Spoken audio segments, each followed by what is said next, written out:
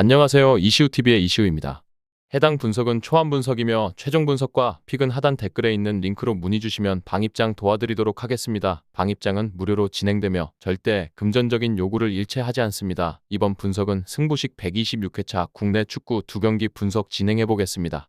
포항 스틸러스는 주로 4-4-2 포메이션을 기반으로 경기를 운영하며 완델손과 홍윤상을 중심으로 측면에서 활발한 공격을 전개하는 팀입니다. 최근 수원 삼성과의 경기에서 1대1 무승부를 기록했으며 후반 막판에 실점을 허용하며 승리를 놓친 아쉬운 결과를 남겼습니다. 팀의 주요 공격수인 이호재가 부상으로 결장하면서 조르지와 안재준이 대신 선발 출전할 예정이나 두 선수의 호흡이 아직 완벽하게 맞지 않는 상황입니다. 이는 포항의 공격 전개에서 불안한 요소로 작용할 가능성이 큽니다. 수비 쪽에서도 문제가 노출되고 있습니다. 이동희의 부재로 인해 이규백과 전민광이 수비 라인을 지키고 있지만 두 선수의 라인 컨트롤이 다소 불안정한 모습을 보이며 상대 공격수에게 공간을 내주고 있습니다. 이러한 이유로 포항이 무실점을 기록하기는 쉽지 않아 보입니다. 특히 상대 팀이 전방 압박을 강하게 구사할 경우 수비 실수로 인해 실점할 가능성이 있습니다. 수원 삼성은 4-3-3 포메이션을 주로 사용하며 올리베이라와 정승원을 중심으로 공격을 전개합니다. 포항과의 직전 경기에서도 1대1 무승부를 기록했으며 그 경기에서도 공격에서 다소 답답한 모습을 보였습니다. 팀의 주 공격수인 지동권의 경기력이 다소 불확실한 상황이며 그의 컨디션에 따라 팀의 득점력도 크게 좌우될 가능성이 있습니다. 그러나 포항의 수비 라인이 불안한 만큼 이를 활용해 기회를 잡으려 할 것입니다. 하지만 수원의 공격이 대량 득점을 기록하기에는 포항의 수비 압박에 맞서기 쉽지 않을 것으로 보입니다. 수비 라인에서는 김태한, 최규백, 이현용이 주축을 이루며 안정적인 수비를 보여줄 것으로 예상됩니다. 포항이 다소 단순한 공격 전개를 구사할 가능성이 높기 때문에 수원 수비진이 이를 효과적으로 차단할 수 있을 것입니다. 포항의 측면 공격에 맞서 수비 조직력을 잘 유지한다면 수원은 큰 실점 없이 경기를 마무리할 가능성이 큽니다. 양팀 모두 속도를 활용한 공격 전개를 즐기는 만큼 경기 양상은 비슷한 흐름으로 전개될 가능성이 높습니다. 포항은 핵심 자원들의 결장으로 인해 공격에서의 날카로움이 부족할 것으로 예상되며 수원 역시 세밀한 공격 전개에서 부족한 점을 보이고 있습니다. 이러한 요소를 종합적으로 고려해보면 두 팀 모두 승리보다는 승점 한 점을 나누어 갖는 무승부가 가장 현실적인 결과로 보입니다. 특히 많은 득점이 발생하지 않을 가능성이 크므로 저득점 양상도 충분히 예상해 볼 수 있습니다. 결국 이번 경기는 포항이 공격에서 아쉬운 모습을 보이는 반면 수원이 수비에서 비교적 안정감을 보이며 경기를 무난히 마무리할 것으로 보입니다.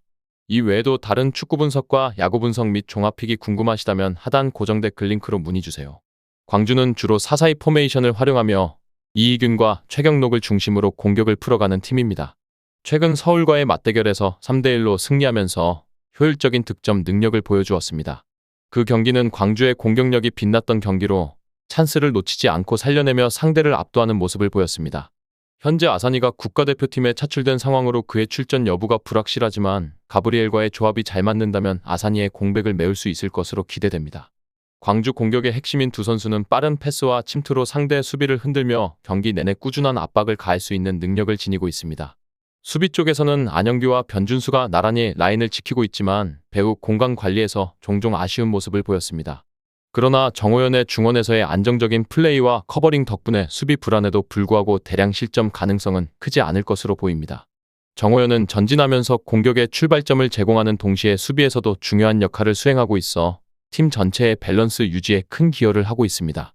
반면 대구는 3-4-1-2 포메이션을 주로 사용하며 홍철과 정치인을 활용해 측면에서 빠른 속공을 펼칩니다. 전북과의 최근 경기에서는 4대3으로 극적인 승리를 거두며 그들의 공격력이 다시 한번 주목받았습니다.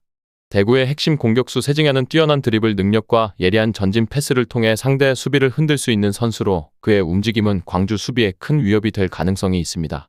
또한 이탈로의 빠른 침투는 광주의 수비 뒷공간을 노리는 전략으로 경기 내내 위험 요소가 될 것입니다.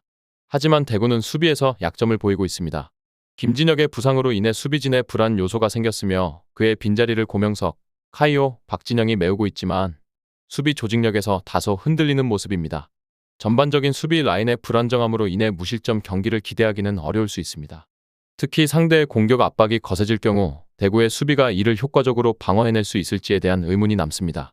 광주가 홈에서 경기를 치르는 만큼 경기의 주도권을 쥐고 안정적인 경기 운영을 펼칠 가능성이 높습니다. 대구는 빠른 역습을 통해 위협적인 장면을 만들어낼 수는 있지만 광주의 수비 밸런스가 더 탄탄한 편이어서 대구의 속공을 충분히 차단할 수 있을 것으로 보입니다. 특히 광주의 공격력은 이번 경기에서도 빛을 발할 가능성이 크며 화력 싸움에서 우위를 점할 것으로 예상됩니다. 대구의 수비 약점을 파고든다면 광주는 충분히 득점 기회를 만들 수 있을 것입니다. 결국 이번 경기는 광주의 승리 가능성이 높아 보이며 다득점 경기가 될 가능성 또한 큽니다. 광주가 홈 이점을 살려 경기를 주도하고 공격에서 기회를 놓치지 않는다면 승리를 가져갈 가능성이 매우 높습니다.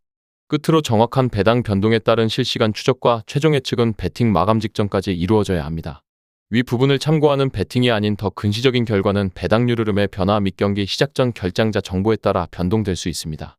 함께 배팅으로 더 효율적인 승률을 만들고자 만들어낸 채널입니다.